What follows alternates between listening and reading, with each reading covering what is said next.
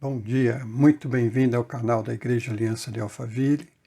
Eu sou o pastor Marcos e graças a Deus por mais esta oportunidade que temos de iniciarmos a semana meditando na Palavra de Deus. Hoje eu gostaria de conversar com você sobre um tema que já venho conversando durante esses domingos retrasados, domingo passado, domingo retrasado, que é sobre transformação. Então hoje o tema é transformação de dentro para fora. Todos nós estamos vivendo esse momento de pandemia que tem trazido mudanças, transformações. As pessoas estão se reinventando a profissão, reinventando o ofício, a forma de fazer as coisas, a maneira de se comportar, a maneira de agir. Portanto, creio que é de muita importância para nós hoje pensarmos um pouquinho em transformação. Mas a Bíblia fala de transformação de dentro para fora. Não é aquela transformação que vem colocada, imposta de fora para dentro. Portanto, eu convido você hoje para esse tempo de reflexão na Palavra de Deus, para podermos ver o que a Palavra diz, qual é a sabedoria da Palavra para o nosso viver, para o nosso momento de hoje. E eu convido você então a ler o texto de Romanos, no capítulo 12, o verso 1 e o verso 2. Romanos 12, 1 diz o seguinte: Portanto, irmãos, rogo-lhes, pelas misericórdias de Deus, que se ofereçam em sacrifício vivo, santo e agradável a Deus. Este é o culto racional de vocês. Não se amoldem ao padrão deste mundo, mas transformem-se pela renovação da sua mente, para que sejam capazes de experimentar e comprovar a boa, agradável e perfeita vontade de Deus. O cristianismo, ele é uma maneira de viver, uma maneira de se comportar, uma maneira de encarar a vida, de encarar a realidade. O cristianismo não é só uma fé. Há muitas pessoas hoje que dizem, eu tenho fé. Ok, é importante ter fé. Todos nós temos fé. Mas a questão é, o que significa na prática essa fé? O que essa fé me leva a fazer ou me leva a que atitudes? Então, o mais importante da fé cristã é que a fé que salva é uma fé que pode e deve ser vivida. E somente a fé que é vivida é uma fé que salva. Então, não basta ter fé. Primeiro, é preciso definir fé em quem. E segundo, essa fé é uma fé prática, é uma fé que eu pratico. Portanto, a fé que salva é uma fé que não só está em Cristo, mas é uma fé que me leva a agir, que me leva a me comportar de uma maneira que agrade a Cristo. Portanto, fé é ação. Fé é uma demonstração de lealdade a alguém. Não é? Então, a verdadeira ética cristã é a ética da gratidão. A obediência é agradável, livre e voluntária por causa do prévio sacrifício do Filho de Deus em nosso favor. É isso que o apóstolo Paulo está dizendo.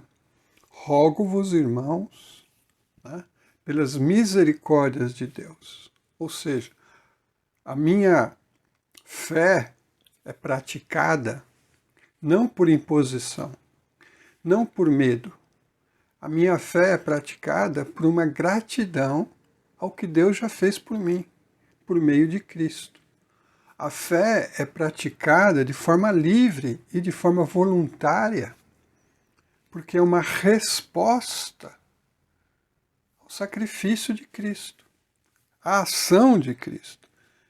Porque Cristo me amou, Cristo se entregou por mim, então eu posso agora oferecer a minha gratidão, oferecer a minha lealdade a Cristo e viver uma vida de fé que se submete a Cristo por causa daquilo que Ele fez por mim. E é interessante a gente pensar nisso, porque há muitas vezes um apelo para que a gente dê algo para Deus. O que você pode oferecer para Deus? O que você pode doar? Até há um apelo, por exemplo, de dizer, se você fizer um sacrifício de fé, Deus vai te abençoar, Deus vai te fazer prosperar. Mas o que a Bíblia pede não é isso. Porque uma coisa é dar coisas a Deus. Por exemplo, dinheiro, tempo, talento, serviço, sacrifícios, etc. Mas outra é dar a si mesmo.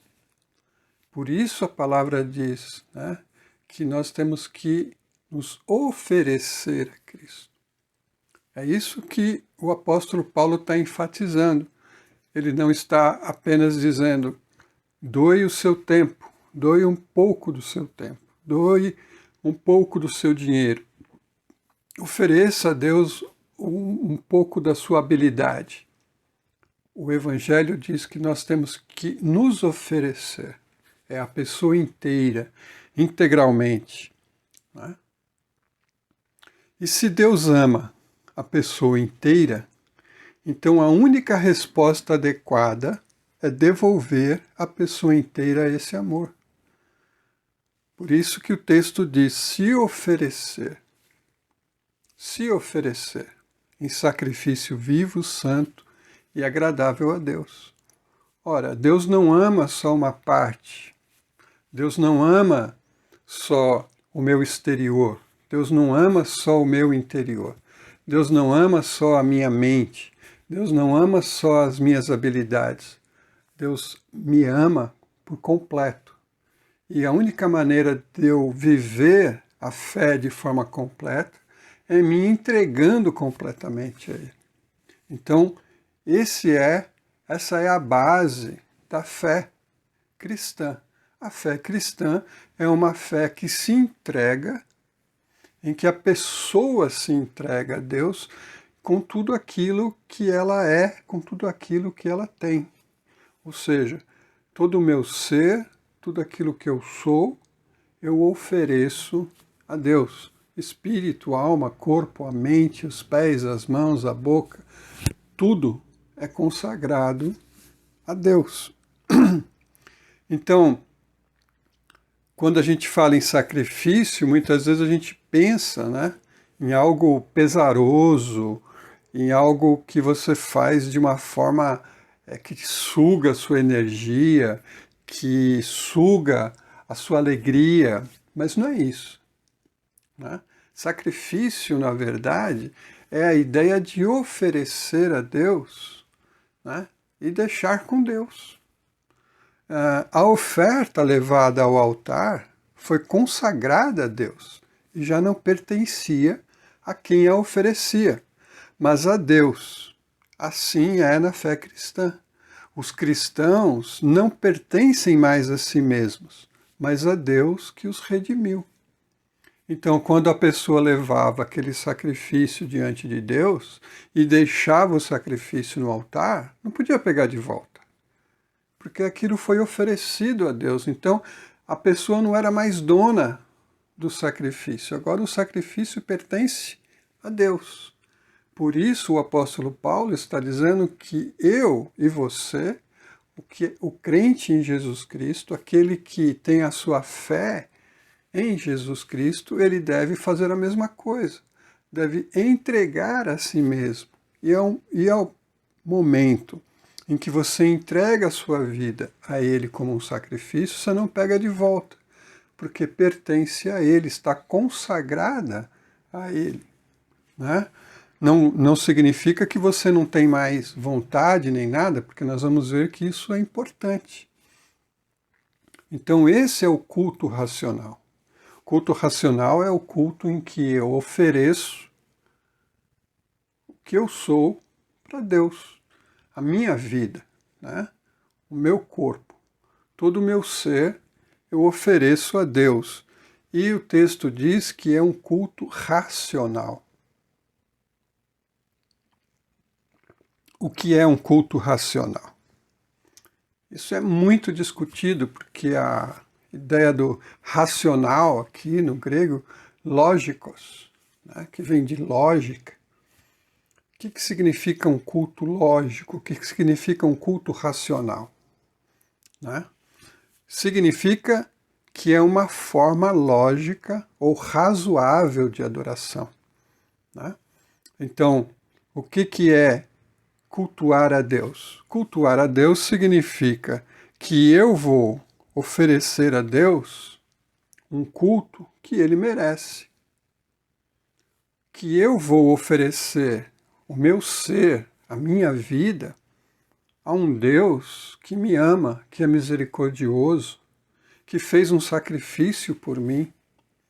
Isso é lógico, tem sentido nisso, tem razão em se fazer um culto assim. Eu não estou me oferecendo a um Deus que é opressor, que é um Deus que me desmerece, um Deus que me joga para baixo. Eu estou me oferecendo a um Deus que demonstrou o seu amor por mim morrendo numa cruz. E se esse Deus é capaz de me amar e de se entregar e de sofrer o que sofreu, então é lógico que oferecer-me a Ele como um culto, de oferecer a minha vida a Ele para servi-lo, não é ilógico e não é tolice. É totalmente razoável prestar culto a um Deus misericordioso. E também essa questão de prestar um culto a Deus significa que a minha razão e o meu sentimento estão juntos. Significa uma integridade. Aquilo que eu sou internamente, isso tudo vai estar presente no culto. Então não é um culto formal, não é um culto onde apenas a aparência é importante, mas é um culto onde o meu ser, a minha razão, também está presente. Eu entendo o que eu estou fazendo. E eu faço porque eu entendo. Então, quando eu olho para esse Deus amoroso, misericordioso, compassivo, perdoador, eu vejo razões e motivos para cultuar esse Deus.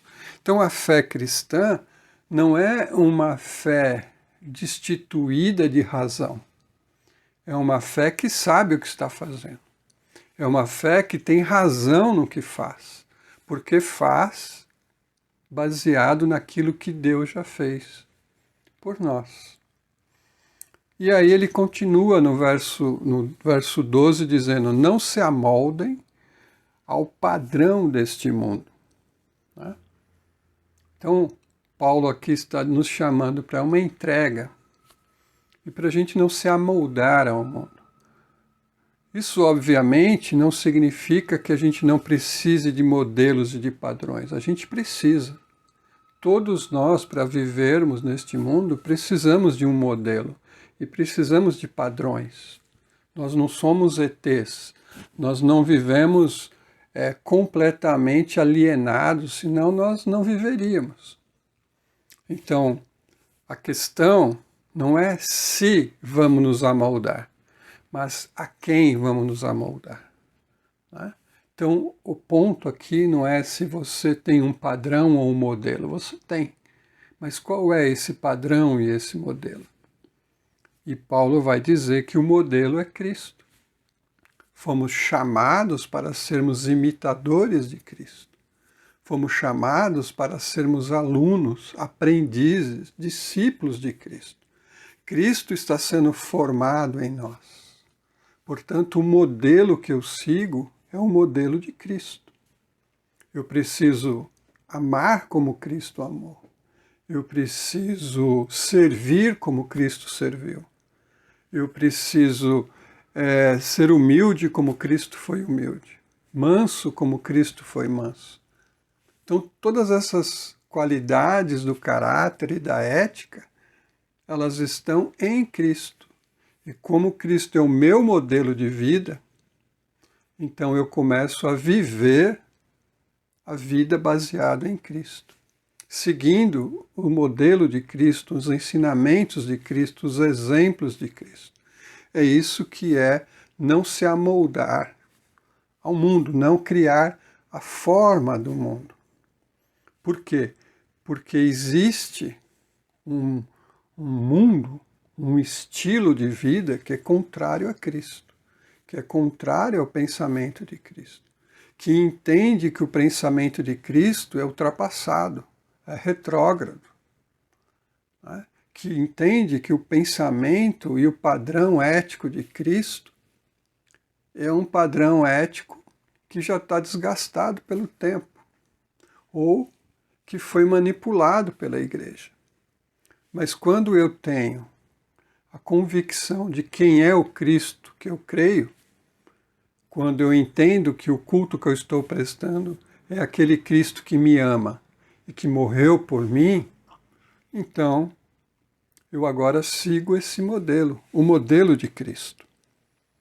Por isso, Paulo diz, não se amoldem, não se formatem a esse mundo. Não entrem tão profundamente na cultura que você não tenha condições de pensar com a mente de Cristo. Então, a questão toda aqui é como você vai ser moldado. Quem vai te moldar? Ou qual modelo você vai usar? Como uma forma, por exemplo, né? Aqui em casa a gente tem algumas formas, né? Você faz um pudim, o pudim fica com o formato daquela forma. Se você faz uma gelatina, você coloca numa forma que é uma estrela, então vai ficar aquela gelatina com o formato da estrela. É isso que Paulo está dizendo, a gente vai entrar numa forma. E a gente vai ficar igual à forma. E se a forma que eu entrar é a forma do mundo destituído de Cristo, eu vou ficar com aquele formato. Mas se eu entrar na forma de Cristo, eu vou ficar com o formato de Cristo. Mas não é só a forma exterior, é também a forma interior. Então, a vida de Cristo brotando dentro de mim e produzindo no exterior a forma de Cristo. Né? Então, por isso, Paulo está dizendo, transformem-se. Mas como é que se dá essa transformação? Pela renovação da nossa mente. Renovação da mente, transformação da mente. Né? A entrega da vida é responsabilidade do crente. Mas a transformação da vida é responsabilidade de Deus. Então veja, o que Paulo diz é, transformem-se. E como é que eu vou me transformar? Eu não vou me transformar agindo com a minha força, com o meu poder, com a minha capacidade. Né? Eu vou ser transformado por Deus. Mas desde que eu ofereça a minha vida a Ele, desde que eu entregue a minha vida a Ele, desde que eu deixe Deus trabalhar na minha mente, no meu interior, transformando o meu pensar, transformando o meu olhar, transformando o meu desejar, Então essa transformação vai acontecendo de dentro para fora. E isso é ação de Deus, responsabilidade de Deus. Às vezes nós invertemos, né? Às vezes a gente inverte a ordem. É eu que quero fazer e Deus vai vir. Não, eu me entrego e Deus age na minha vida. Quanto mais eu me entrego, mais Deus age na minha vida. Essa é a transformação. Então nós estamos falando de transformação. Essa transformação acontece com a transformação da mente, né? E aqui é interessante pensar na mente, porque muitas pessoas acham que fé e razão são destituídas, são antagônicas, né? Se você pensa, se você é racional, você não tem crença. A pessoa que tem crença não é racional. Não é assim. Isso é ingenuidade, né? Então nós temos que prestar atenção no seguinte: muitas vezes a ênfase está numa ação correta e nem sempre no pensamento correto. É importante pensar corretamente para agir corretamente.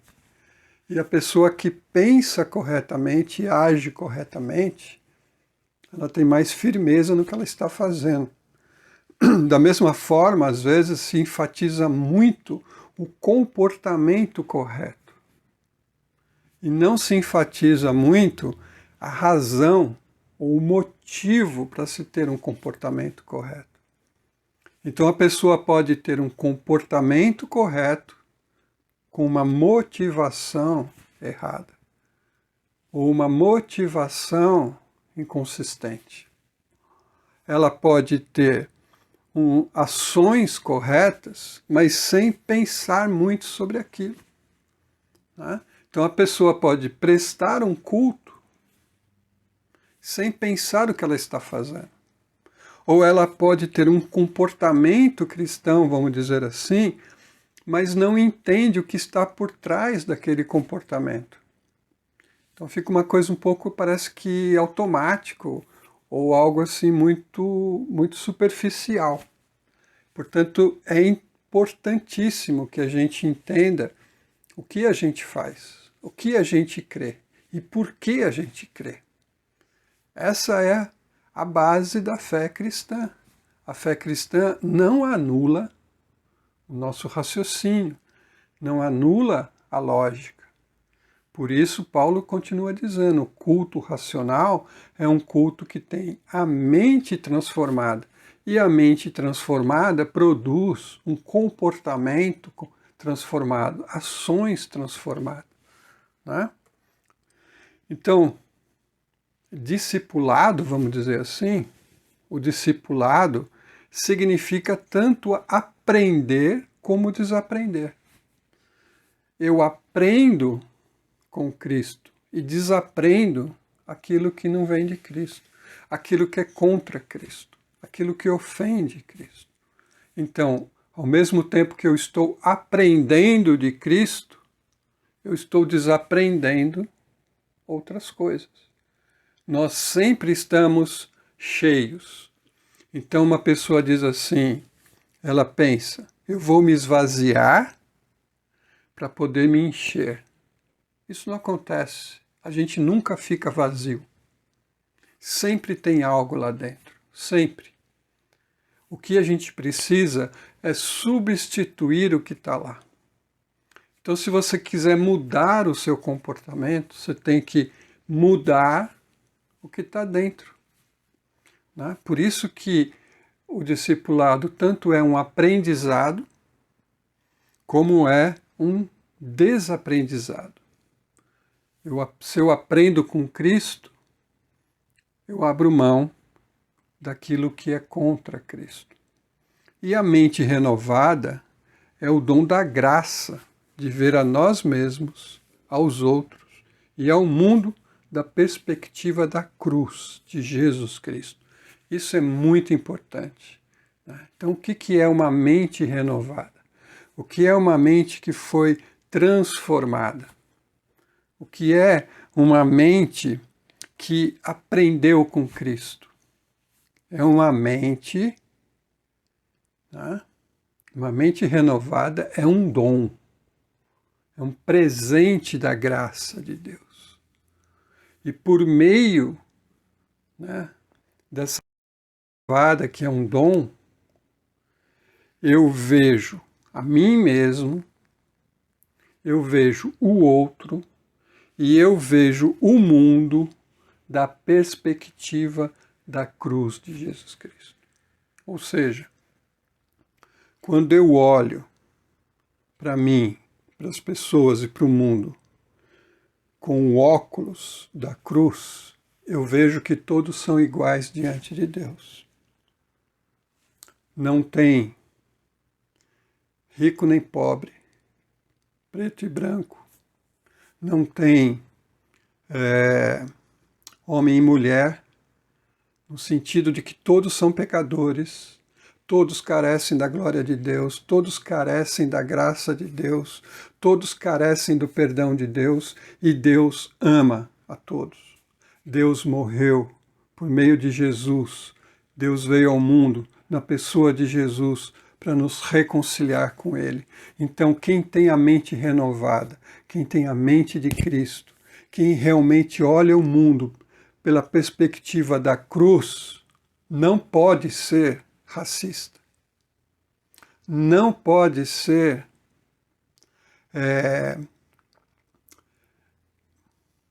discriminador, né? Fazer acepção de pessoas. Isso não significa que você não vai saber diferenciar aquela pessoa que influencia para o bem e a outra que influencia para o mal. Mas o que eu estou dizendo é que nós não vamos ser preconceituosos no sentido de julgar o outro e de condenar o outro, porque nós todos estamos debaixo da cruz. Então a cruz nivela todas as pessoas. Todos pecaram, diz o texto, e todos carecem da graça de Deus, da salvação de Deus. Isso é muito importante. Tá? Então, essa é a perspectiva da cruz. Então, essa mente renovada é, portanto, a mente discipulada. E a mente discipulada deve ter discernimento que aprova o que é bom, agradável e perfeito. Portanto, uma mente renovada é uma mente discipulada por Jesus. É uma mente que aprende com Jesus. É uma mente que segue o modelo de Cristo Jesus. E essa mente discipulada, ela então tem o discernimento, a capacidade de discernir o que é aprovável. Ela é capaz de discernir e de aprovar aquilo que é bom, agradável e perfeito. Ou seja, ela é capaz de discernir a vontade de Deus. Por que muita gente fica confusa com relação à vontade de Deus? Porque não está sendo moldado por Cristo. A mente ainda continua fixa, moldada por coisas daqui. Mas nós precisamos buscar essa renovação interior. E aí, o que a gente pode tirar de conclusão de tudo isso? Primeiro, adoração é nossa forma de vida e não o que fazemos domingo de manhã. O que a palavra de Deus está dizendo é que eu tenho que me oferecer a Deus todo dia. Tudo aquilo que eu sou, tudo aquilo que eu faço, é pensando em prestar um culto a Deus. Nas coisas mais simples da vida. Desde comer, cozinhar, brincar, lazer, trabalhar, estar com os amigos, estar entre família, no lar, isolado, seja qual for o momento, eu estou prestando um culto a Deus. Então, culto, adoração, é aquilo que fazemos no dia a dia com a nossa vida. É por isso que muita gente hoje está meio perdida com relação a igrejas fechadas. Ah, a igreja fechou, né? Mas o culto não parou. O culto que agrada a Deus é um culto em que eu me ofereço a Ele, em que minha vida é uma adoração a Ele, né? Seja juntos na igreja, e isso é importante, seja aonde eu estiver sozinho ou acompanhado, eu estou prestando cultos a Deus. Então precisamos entender que o culto é mais abrangente. Segundo, a adoração deve ser apropriada. Ela surge quando aprendemos algo do caráter de Deus. É muito importante isso, porque o culto apropriado é um culto em que, externamente e internamente, eu estou alinhado com aquilo que Deus é. E eu ofereço meu culto a Deus, e eu adoro a Deus e louvo a Deus sempre que eu conheço um pouco mais de Deus. É impressionante. O conhecimento de Deus traz alegria. O conhecimento de Deus traz prazer. O conhecimento de Deus traz satisfação para a vida e adoração. Não tem como você conhecer a Deus e não se prostrar, e não se curvar, e não adorar a esse Deus. Então, a adoração apropriada, ela está ligada ao caráter de Deus. Precisamos conhecer a Deus. Precisamos ter comunhão íntima com Deus, o Deus de Jesus Cristo. E terceiro, a renovação da mente é um processo, e um processo interno. Então, não é de uma hora para outra, mas a renovação da nossa mente tem que ser constante, tem que ser sempre. É uma renovação contínua, é um processo, e ela sempre acontece de dentro para fora. É uma mudança interior. Não é? Já aconteceu comigo. Às vezes eu estou estudando um tema, estou lendo sobre um determinado tema e, de repente, eu me desperto para algo que eu não via, para algo que eu não sabia, que eu não conhecia sobre Deus, sobre a vontade de Deus. E aí dá um estalo lá dentro. E eu falo, poxa, uau, é isso.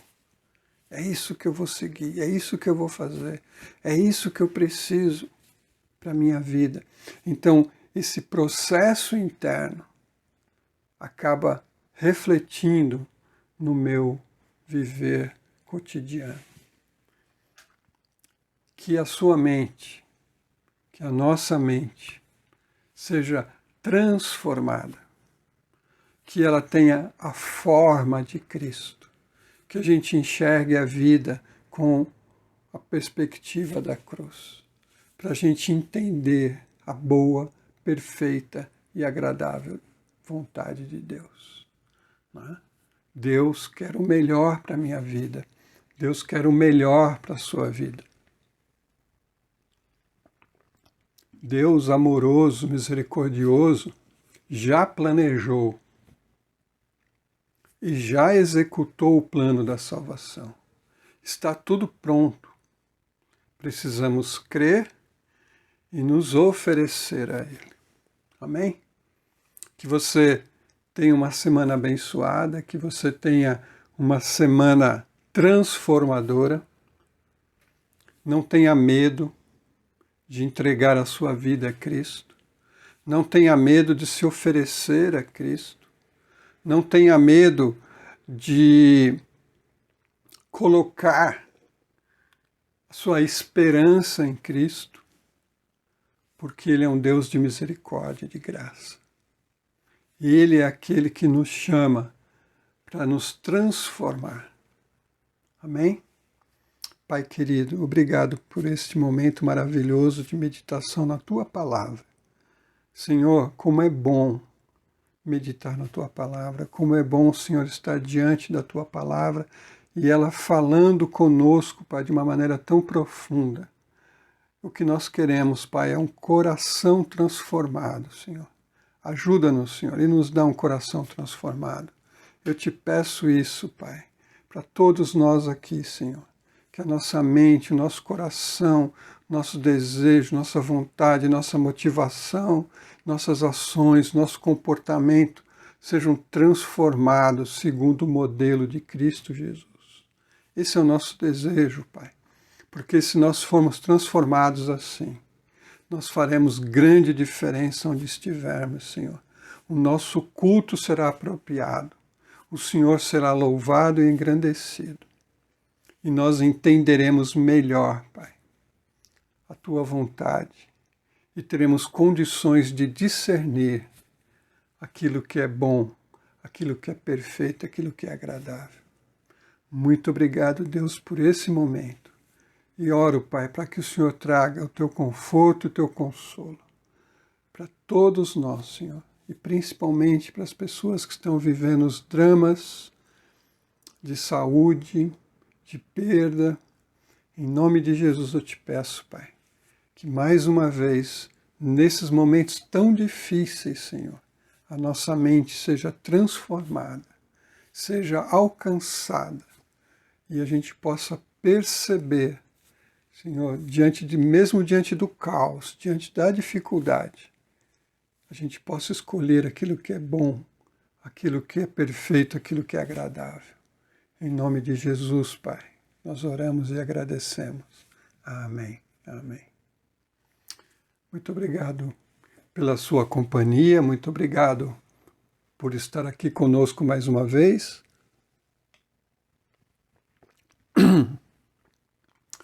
E quero te pedir, se você puder e quiser e sentir no seu coração, de nos ajudar a manter a mensagem de Cristo, falando da mensagem de Cristo para outras pessoas. Você pode anotar aqui as informações da conta da igreja e nos ajudar.